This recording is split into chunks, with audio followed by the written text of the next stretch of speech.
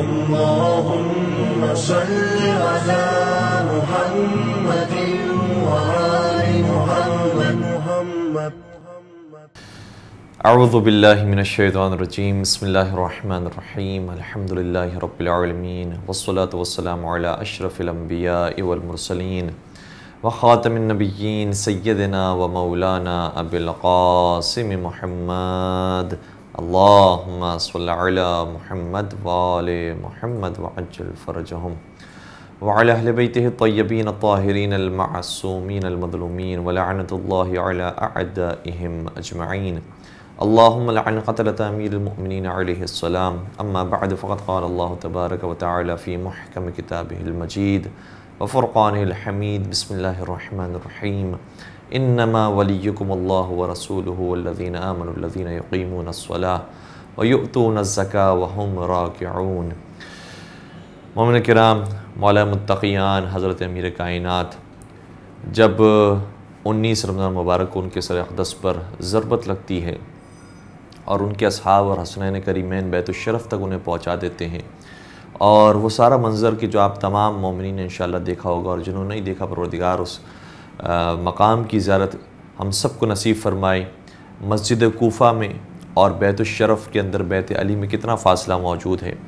وہاں سے میرے مولا کو بیت علی کے اندر لایا گیا، اور جب میرے مولا گھر میں تشریف لائے تو کچھ باتیں ایسی تھیں کہ جو اپنے بچوں سے بیان فرمائی، کچھ باتیں ایسی تھیں کہ جو بطور خاص امام حسن مشتبہ علیہ السلام سے بیان فرمائی، اور کچھ باتیں ایسی تھیں کہ جو امام حسن اور امام حسین علیہ السلام سے بیان فرمائی. اور یہ گویا وصیت نامے ہیں کہ جو میرے مولا کے منتشر ہوئے، اور مختلف کتابوں کے اندر مختلف روایات کے ساتھ یہ وصیت نامے موجود ہیں. کتاب نہج البلاغہ کے اندر بھی اگر ہم نامے کا پورشن دیکھیں، جہاں پر خط جس کو معروف ہے کہ خط جہاں پر موجود ہیں، چونکہ 3 حصے نہج البلاغہ کے، پہلا خطبات کا، دوسرا ناموں کا، اور تیسرا کلمات حکمت کا. تو اس درمیانی حصے کے نامہ نمبر 47 پر اگر توجہ کی جائے تو وہ وصیت نامہ ہے کہ جو امام حسن اور امام حسین علیہ السلام سے مولا نے بیان فرمایا. لیکن اس کے علاوہ بھی کچھ اور وصیتیں ہیں اور آخری کلمات ہیں کہ جو بیان فرمائے، اور کچھ ایسے کلمات ہیں کہ جو اپنے اصحاب سے بیان فرمائے. انہی میں سے ایک روایت کو ہم آپ کی خدمت بیان کرنے کا شرف حاصل کر رہے ہیں کہ امام کے سر اقدس پر جب ضربت لگ گئی تھی اور اصحاب باہر انتظار کر رہے تھے، تو امام حسن مشتبہ علیہ السلام کو حکم دیا کہ بیٹا جاؤ اور ان سے کہو کہ یہ اپنے اپنے گھروں میں چلے جائیں. امام حسن باہر تشریف لائے اور کہا کہ بابا نے یہ فرمایا ہے کہ سب اپنے اپنے گھروں میں چلے جائیں. اگر بابا خود زندہ رہے تو ابن ملجم کے بارے میں خود فیصلہ کریں گے، اور اگر خدا نخواستہ وہ اس دنیا سے رخصت ہو جاتے ہیں تو پھر ہم انشاءاللہ ابن ملجم کے بارے میں فیصلہ سنائیں گے. اور سب کو حکم دیا کہ سب اپنے اپنے گھروں میں چلے جائیں. سب چلے گئے، اور جب امام کا اصرار مزید بڑھا تو ایسے جتنے آخر میں لوگ بچے ہوئے تھے وہ بھی چلے گئے. لیکن ایک شخص وہ تھا جو کھڑا رہ گیا، اور اس نے کہا کہ اے امام حسن، میں امام علی کی زیارت کے بغیر نہیں جاؤں گا. مجھے آخری دیدار کرنا ہے، مجھے نہیں معلوم کہ اس کے بعد یہ دیدار نصیب ہو یا نہیں ہو. ان کا نام جناب اسبغ بن نباتہ ہے. اور جب امام حسن نے کہا کہ کیا تمہیں ہمارے بابا کا یہ حکم سنائی نہیں دیا اور تم کیوں نہیں جا رہے ہو، تو کہا کہ اس محبت کی وجہ سے میں نہیں جا پا رہا. امام حسن تشریف لائے اپنے بابا کے پاس، اور بابا سے کہا کہ اسبغ صرف باقی رہ گئے اور سب چلے گئے ہیں، کیا آپ اجازت دیتے ہیں؟ تو مولا علی نے اجازت دی، اور اسبغ پھر مولا متقیان کے قریب تشریف لائے. لیکن عجیب جملہ ہے، فرماتے ہیں کہ جب میں نے اپنے مولا کو دیکھا تو ان کے سر پر ایک پٹی بندھی ہوئی تھی جو زرد رنگ کی تھی، لیکن میں پہچان نہیں پایا کہ اس پٹی کا رنگ زیادہ زرد تھا یا میرے مولا کے چہرہ کا رنگ زیادہ زرد ہو چکا تھا. اتنا زہر کا اثر پھیل چکا تھا سر اقدس کے اندر اور چہرے پر، بلکہ بیان فرماتے ہیں کہ یہ اثر پائے مبارک تک آ گیا تھا، اور امام اپنے کبھی دائیں پاؤں کو بائیں پاؤں پر اور کبھی بائیں پاؤں کو دائیں پاؤں پر رکھ رہے تھے. اس کیفیت کے اندر بھی روایت یہ کہتی ہے کہ امام نے اشارہ فرمایا سلونی قبل ان تفقدونی، مجھ سے سوال کرو قبل اس کے کہ تم مجھے کھو بیٹھو. اللہ اکبر. تو اسبغ بن نباتہ جب تشریف لائے، امام سے درخواست کی کہ مولا اگر کوئی ہو سکے تو اس موقع پر بھی حدیث رسول مجھے اس سے نواز دے اور حدیث رسول بیان فرمائیے. ایسی حالت کے اندر بھی باب مدینۃ العلم نے علم کا ایک باب کھولا اور کہا اسبغ اگر تم جاننا چاہتے ہو تو ایک حدیث میں تمہیں بیان کرنا چاہتا ہوں کہ جو میں نے نبی اکرم سے سنی تھی اور نبی اکرم نے بھی مجھے اس وقت بیان فرمائی تھی کہ جب وہ بھی بستر وفات پر موجود تھے اور میں ان کے قریب تھا، تو اس وقت انہوں نے بیان فرمایا کہ اے علی جاؤ مسجد میں اور جا کر یہ کہو کہ خدا لعنت کرے اس شخص کے اوپر کہ جو والدین کا نافرمان ہے۔ پھر فرمایا کہ خدا لعنت کرے اس شخص کے اوپر کہ جو اپنے مولا اور آقا کا نافرمان ہے۔ اور تیسرا جملہ یہ بیان فرمایا کہ جا کر کہو کہ خدا لعنت کرے اس شخص کے اوپر کہ جو اجیر کا اور مزدور کا حق ادا نہیں کرتا۔ میں نے وہی کام انجام دیا، صحابہ کو جمع کیا اور مسجد میں جا کر منبر پر کھڑے ہو کر میں نے یہ فرمان رسول سنا دیا۔ جب میں نے فرمان رسول بیان کیا تو صحابہ میں سے کسی نے عرض کیا کہ اے علی یہ جو تم نے کہا ہے اس کی وضاحت تو کرو، اس کا مطلب کیا ہے؟ والدین کے نافرمان پر لعنت ہے، والدین ہے کون کہ جس کے نافرمان پر لعنت ہے؟ وہ اجیر ہے کون کہ جس کی مزدوری نہیں دی جا رہی اس پر لعنت ہے؟ وہ مولا اور آقا ہے کون کہ جس کی نافرمانی کی جا رہی ہے؟ اس کی وضاحت تو کرو۔ تو میرے مولا بیان فرماتے ہیں کہ میں پھر نبی اکرم کی خدمت میں حاضر ہوا اور میں نے اپنی طرف سے کوئی اضافہ نہیں کیا، نبی اکرم کی خدمت میں حاضر ہوا اور میں نے ساری بات بیان کی۔ نبی اکرم نے فرمایا جا کر کہہ دو، اور پھر میں دوبارہ سے ممبر پر آیا اور جو نبی اکرم نے بیان فرمایا تو وہ میں نے کہا کہ نبی اکرم شاہ فرماتے ہیں کہ والدین کے نافرمان کے اوپر پروردگار کی لعنت نازل ہو، اور والدین کون ہیں؟ نبی اکرم شاہ فرماتے ہیں کہ انا وعلی ابوا هذه الامہ، میں اور علی اس امت کے باپ ہیں۔ تو اگر کوئی اس باپ کا نافرمان ہے تو خدا کی لعنت اس کے اوپر نازل ہو۔ پھر آگے وضاحت فرمائی کہ مولا اور آقا کا کوئی نافرمان ہو تو اس پر لعنت ہو۔ تو فرمایا کیا نبی اکرم نے یہ ارشاد نہیں فرمایا تھا؟ یہ مفہوم روایت آپ کی بیان کر رہا ہوں کہ غدیر کے میدان میں بیان نہیں فرمایا تھا من کنت مولاہ فہذا علی مولا، جس کا میں مولا اور آقا ہوں اس کے علی مولا اور آقا ہیں۔ تو اگر کوئی اپنے مولا اور آقا کا نافرمان ہو تو خدا کی اس پر لعنت نازل ہو۔ اور تیسرا جملہ جو بیان فرمایا کہ جو اجیر کا حق ادا نہیں کرتا، جو مزدور کا حق ادا نہیں کرتا، خدا اس پر بھی لعنت کرے۔ کہ وہ مزدور کوئی اور نہیں، خود ختمی مرتبت رسول اکرم حضرت محمد مصطفیٰ صلی اللہ علیہ وآلہ وسلم ہے، جو اس انداز سے مخاطب ہو رہے ہیں کہ قرآن کریم نے فرمایا قُلْ لَا أَسْأَلُكُمْ عَلَيْهِ أَجْرًا إِلَّا الْمَوَدَّةَ فِي الْقُرْبَى۔ اے رسول جب آپ اس دنیا کے اندر آئے ہیں اور اس امت کی ہدایت کے لیے آئے ہیں تو ان سے کوئی اجرت طلب نہ کیجئے سوائے یہ کہ آپ کے قربہ سے محبت کی جائے۔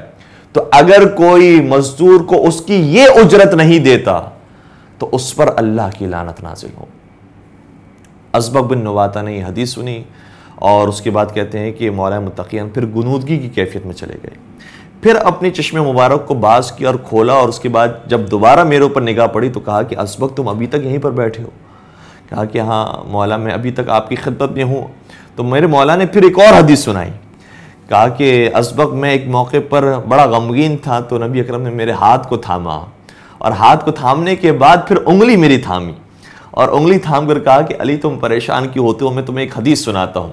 اور نبی اکرم کی حدیث پھر اسبغ کو سنائی گئی، کہا کہ جب قیامت کا میدان ہوگا، محشر لگا ہوگا تو تمام انبیاء کی ممبر سجے ہوں گے، لیکن ان تمام ممبروں کے اوپر جو ممبر ہوگا وہ ختمی مرتبت کا ممبر ہوگا، اور ختمی مرتبت جب اس ممبر کے آخری زینے پر یعنی سب سے اوپر والے زینے پر تشریف لے جائیں گے تو پھر پروردگار کی طرف سے آواز آئے گی اے محمد مصطفیٰ آپ پہلے زینے پر تشریف فرما ہو، اور اے علی مرتضیٰ آپ دوسرے زینے پر تشریف فرما ہو۔ یاد رکھیے گا یہ ممبر تمام انبیاء کی ممبر سے اوپر ہے، اس ممبر پر حضرت علی مرتضیٰ ہیں۔ اور کہا کہ تیسرے زینے پر میرے مولا نے یعنی رسول اکرم نے شاہ فرمایا کہ جنت کا جو مالک ہے یعنی جسے رضوان جنت کہا جاتا ہے وہ تیسرے زینے پر ہوگا، اور چوتھے زینے پر مالک جہنم یعنی جہنم کا جو دروگا ہے اس کو بٹھایا جائے گا، اور پھر پروردگار کی طرف سے آواز آئے گی اے مالک جنت اور اے مالک جہنم، تمہیں جو ہم نے جنت اور جہنم کی کنجیاں دی ہوئی ہیں وہ تم محمد مصطفیٰ کے حوالے کر دو، اور یہ چابیاں حضرت محمد مصطفیٰ کے حوالے کرتی جائے گی، اور پھر آواز آئے گی اے محمد مصطفیٰ تم یہ چابیاں علی مرتضیٰ کے سپرد کر دو، تو اے علی تمہارے ہاتھوں میں یہ چابی آئیں گی، اور یہ مطلب ہے قسیم الجنت والنار کا کہ اے علی تم جنت اور جہنم کے تقسیم کرنے والے ہو۔ اور یہ حدیث بھی پھر جب اسبغ بن نواتہ نے سنی تو محبت امیر المومنین میں مزید اور اضافہ ہو گیا، اور حقیقت یہی ہے کہ قسیم الجنت والنار واقعاً میرے مولا جنت اور جہنم کے تقسیم کرنے والے ہیں جب ان کے پاس یہ کنجیاں موجود ہیں۔ اور امام علی رضا علیہ السلام کی بڑی خوبصورت روایت ہے، اس کو مختصر آپ کی بیان کر رہا ہوں۔ جب مامون کے دربار میں گئے، مامون نے سوال کیا کہ کیا واقعاً علی خصیم الجنت والنار ہیں؟ تو امام رضا نے فرمایا کہ تم نے یہ حدیث رسول نہیں سنی ہے کہ میرے رسول نے شاہ فرمایا یا علی لا يحبک الا مؤمن ولا یبغضک الا منافق، اے علی آپ سے مؤمن کے علاوہ کوئی محبت نہیں کر سکتا اور آپ سے منافق کے علاوہ کوئی دشمنی نہیں کر سکتا، تو مؤمن کہاں جائے گا؟ مومن جنت میں جائے گا، اور منافق کہاں جائے گا؟ جہنم میں جائے گا۔ تو مؤمن اور منافق کا معیار کون ہے؟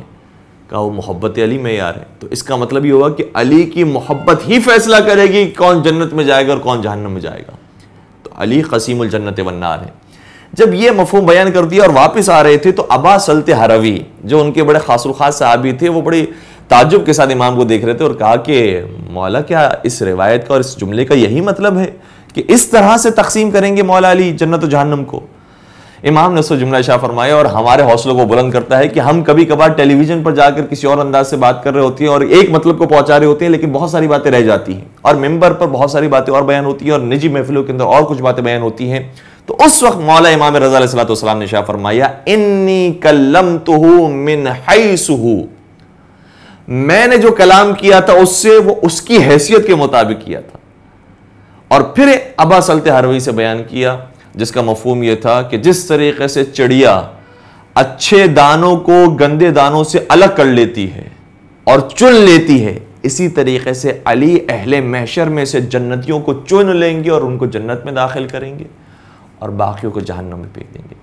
تو حضرت علی مرتضیٰ کا ہم واسطہ دیتے ہیں کہ پروردگارہ ہمیں مولا متقیان کی ہمراہی محشر میں نصیب فرما، بلکہ دنیا اور آخرت میں علی اور اولاد علی کے ساتھ جینا اور مرنا نصیب فرما، پالنے والے مولا متقیان کی سیرت پر بھی عمل پیرا ہونے کی توفیق عطا فرما، اور محبت مولا متقیان ہمارے اور ہماری اولاد کے اندر نازل فرما، اور اسی محبت کے ساتھ پروردگارہ موت عطا فرما۔